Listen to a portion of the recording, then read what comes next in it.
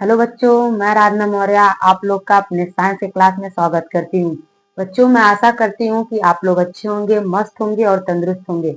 मैं कल के क्लास में आप लोगों को यानी कि समतल के अभिलक्षण के बारे में, समतल दर्पण के अभिलक्षण के बारे में कुछ टॉपिकों पर चर्चा मैं कर चुकी थी। तो यानी कि आप लोग कल के वीडियो में देख लीजिएगा। हम आज उसके आगे बढ़ेंगे और बढ़ने से पहले हम कुछ पीछे का रिवाइज कर लें। यानी कि बच्चों, हमने पढ़ा था समतल दर्पण के अभिलक्षण। समतल समतल दर्पण के अभिलक्षण। समतल दर्पण के अभिलक्षण क्या है, यानी कि गुण क्या है, वह कैसा यानी कि प्रदर्शित करता अपना गुण। तो हमने बताया था कि जो समतल दर्पण होता है उसकी आवर्धन क्षमता प्रत्येक स्थिति में क्या होती है, एक होती है। समतल दर्पण की आवर्धन क्षमता प्रत्येक स्थिति में क्या होती है, एक होती है। अच्छा, हमने बताया था कि आवर्धन क्षमता क्या होती है। तो आवर्धन क्षमता क्या बताया था हमने बच्चों, कि जो प्रतिबिंब की लंबाई होती है बटे वस्तु की लंबाई, प्रतिबिंब की लंबाई बटे वस्तु की लंबाई के अनुपात को ही हम क्या कहते हैं, आवर्धन क्षमता कहते हैं। जितना प्रतिबिंब की लंबाई होगी और उतनी ही अगर हमारी वस्तु की लंबाई होती है तो इन दोनों का ही अनुपात हमारा क्या निकल जाता है, एक होता है। और मामूली सी बात है, जब हम दर्पण के सामने खड़े होते हैं, जितना बड़ा हम यानी कि हम वस्तु हैं, जितनी ऊंचाई हमारी है, जितनी लंबाई हमारी है, उतनी ही लंबाई हमारी ऊंचाई किसकी बनेगी, तो प्रतिबिंब की बनेगी। जब दोनों बराबर होंगे और अनुपात में रखेंगे तो क्या हो जाएगा, कट करके एक आ जाएगा। इसीलिए कहा जाता है कि जो हमारा यानी कि समतल दर्पण का आवर्धन क्षमता होता है वह प्रत्येक स्थिति में क्या होता है, एक होता है। यह हमने टॉपिक क्लियर यानी कि हम कर चुके थे। आगे बताए थे कि जो समतल दर्पण होता है, समतल दर्पण के सामने जितनी दूरी पर हमारी क्या होती है, वस्तु होती है, समतल दर्पण के पीछे प्रतिबिंब भी उतनी ही दूरी पर क्या होता है, बनता है। यह बात क्लियर थी। यानी कि अगर हम 1 मीटर की दूरी पर दर्पण के सामने हैं तो दर्पण के पीछे हमारा प्रतिबिंब भी 1 ही मीटर पर बनता है। यह बात समझ में आ गई थी बच्चों। यानी कि दर्पण के सामने जितनी दूरी पर हमारा क्या होता है, प्रतिबिंब वस्तु होता है, दर्पण के पीछे उतनी ही दूरी पर हमारी क्या होती है, वस्तु होती है।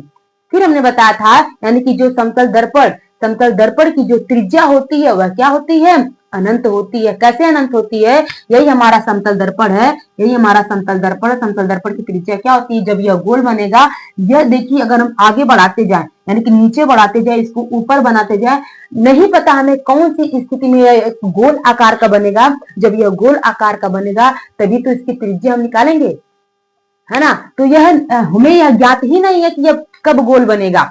तो हम कह सकते हैं कि हमारी समतल दर्पण की त्रिज्या क्या होती है, अनंत होती है। जब बच्चों त्रिज्या अनंत होती है तो फोकस दूरी भी हमारी क्या होगी, अनंत होगी।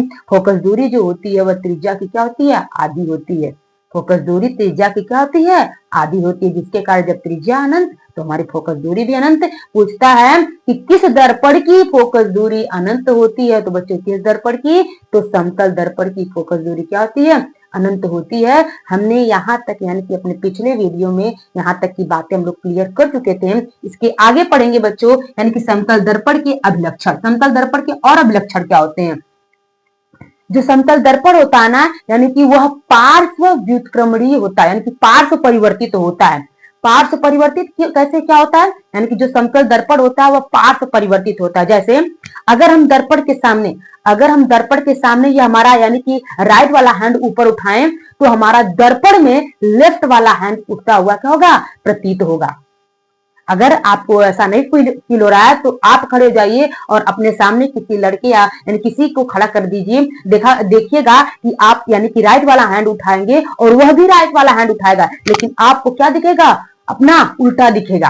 तो इसी को कहते हैं क्या, पार्श्व परिवर्तित। क्या कहते हैं, पार्श्व परिवर्तित, पार्श्व व्युत्क्रमणीय, यानी कि पार्श्व उल्टा, समांतर उल्टा होता है। तो बोल सकते हैं कि समतल दर्पण पार्श्व परिवर्तित होता है। बात समझ आई। अगर हम राइट हैंड उठाएंगे तो हमारे आगे जो प्रतिबिंब बनेगा वह हमें कैसा उठता हुआ दिखाई देगा, तो लेफ्ट हैंड, लेकिन वह भी राइट उठाएगा, लेकिन हमको ऐसा प्रतीत होगा कि वह क्या उठाया है, लेफ्ट हैंड। तो यही होता है यानी कि पार्श्व परिवर्तित। लिख दे यानी कि हमारा समतल दर्पण जो होता है, चौथी पॉइंट हमारा, यानी कि समतल दर्पण पार्श्व पार्श्व परिवर्तित प्रतिबिंब बनाता है। समतल दर्पण पार्श्व परिवर्तित प्रतिबिंब बनाता है, यानी कि पार्श्व विक्रमणी प्रतिबिंब बनाता है। जैसे बच्चों यानी कि आप लोग देखिएगा जब यानी कि वर्ड को जब हम यानी कि दर्पण के सामने लेके जाते हैं तो वो वर्ड हमें कैसा दिखाई देता है? उल्टा। क्या हम उल्टा लिखे रहते हैं? नहीं ना, वो क्या हो जाता है? पार्श्व परिवर्तित। अगर आप यानी कि इस साइड लिखे हैं तो दर्पण में हमें इस साइड दिखाई देगा, या क्या हो जाता है? पार्श्व परिवर्तित हो जाता है। यहाँ तक बात समझ में आ गई। आगे हमारा क्या है? जो हमारा समतल दर्पण है, अगर हम समतल दर्पण में यदि हम समतल दर्पण के सामने v वेग से चल रहे हैं, v वेग से यानी कोई वेग होगा, अगर हम v वेग से चल रहे हैं तो उस दर्पण में जो हमारा प्रतिबिंब होगा वह 2v वेग से आता हुआ हमें क्या होगा? प्रतीत होगा, दिखाई होगा। वह 2v वेग से नहीं आता हुआ मतलब नहीं आएगा रियलिटी में, बस हमें ऐसा क्या होगा? महसूस होगा। अगर नहीं विश्वास हो रहा है तो आप लोग दर्पण के सामने थोड़ा यानी कि थोड़ा तेजी से चलिएगा तो देखिएगा आपको उस दर्पण में जो हमारा प्रतिबिंब होगा वो उससे मतलब फास्ट आता हुआ दिखाई देगा। अगर हम यानी कि 5 मीटर प्रति सेकेंड के वेग से चल रहे हैं, कितना? 5 मीटर प्रति सेकेंड के वेग से चल रहे हैं तो प्रतिबिंब हमारा बताइए कितने वेग से आता हुआ दिखाई देगा? 2v, 2 गुणे 5 कितना? 10 हो जाएगा, यानी कि दोगुना। अगर हम 5 मीटर प्रति सेकंड के वेग से चल रहे हैं तो हमारा प्रतिबिंब 10 मीटर प्रति सेकंड के वेग से आता हुआ हम क्या होगा? दिखाई देगा। यह क्रिया किसमें होती है? तो समतल दर्पण में। अगर समतल दर्पण में वस्तु व्यक्ति या वस्तु यानी कि 2v वेग अगर v वेग से जा रहा है समतल दर्पण के सामने तो हमारा प्रतिबिंब क्या होगा? 2v वेग से आता हुआ हमें क्या होगा? दिखाई देगा। बात समझ में आई बच्चों? यानी कि अगर हम लिखें यदि समतल दर्पण के सामने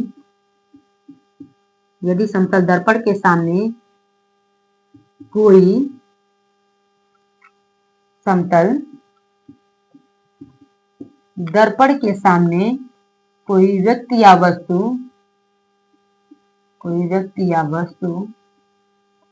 विवेक से चल रहा होता है तो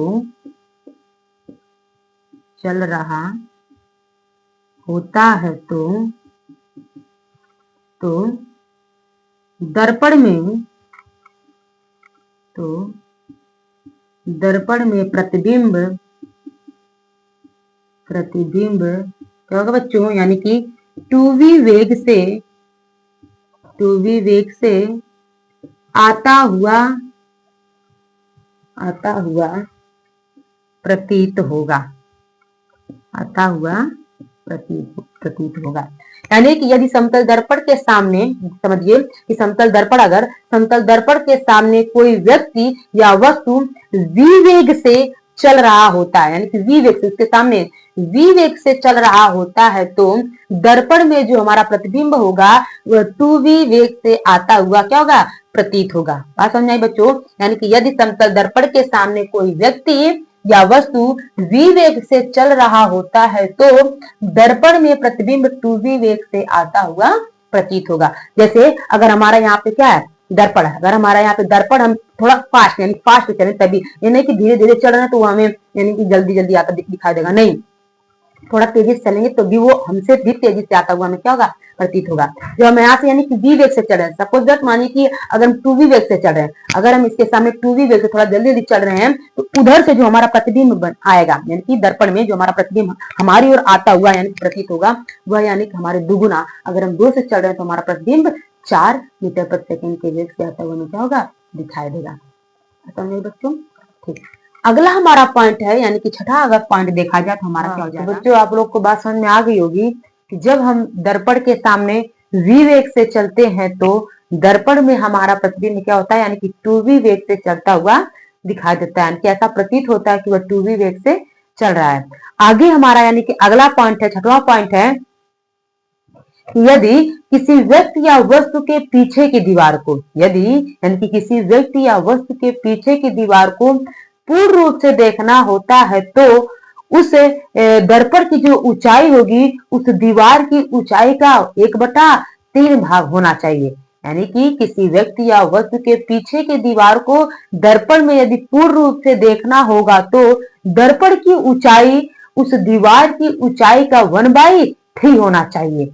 मान लीजिए कि अगर यह दीवार, ये हमारे पीछे की जो दीवार है, या पीछे की दीवार अगर हमारी यानी कि 12 मीटर है, कितना है 12 मीटर है, तो दर्पण हमारा कितना लगभग यानी कि मैक्सिमम कितना होना चाहिए हमारा, यानी कि मिनिमम कितना होना चाहिए, तो 12 में अगर हम 3 का भाग दें कितना आ जाएगा 4, तो कितना होना चाहिए 4 मीटर होना चाहिए। अगर 4 मीटर दर्पण की ऊंचाई है तो हम उस पीछे की दीवार की ऊंचाई को उस दर्पण में पूरा क्या कर लेंगे, देख लेंगे। यही बात हम कर रहे हैं कि अगर यानी कि किसी व्यक्ति या वस्तु के पीछे की दीवार को दर्पण में पूर्ण रूप से देखना होगा तो दर्पण की जो ऊंचाई होगी उस दीवार की ऊंचाई का 1/3 होना चाहिए।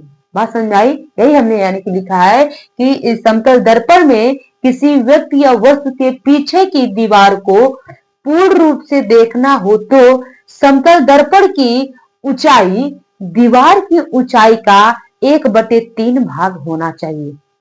बात समझ आई बच्चों? यानी कि समतल दर्पण में यदि किसी व्यक्ति या वस्तु के पीछे की दीवार को पूर्ण रूप से देखना होगा तो समतल दर्पण की ऊंचाई उस दीवार की ऊंचाई का 1/3 भाग होना चाहिए। बात समझ में आई बच्चों? यानी कि समतल दर्पण में अगर किसी दीवार की ऊंचाई को अगर हम उसको पूरा देखना चाहेंगे तो हमारा कम से कम उस दर्पण की ऊंचाई कितनी होनी चाहिए कि हम पूरा उसमें देख लेंगे, तो 1/3 भाग होना चाहिए। जैसे हमने लिखा है यानी कि दर्पण की ऊंचाई बराबर 1/3 दीवार की ऊंचाई के। बात समझ में आया? यानी कि दर्पण की ऊंचाई बराबर किसके है, 1/3 दीवार की ऊंचाई के।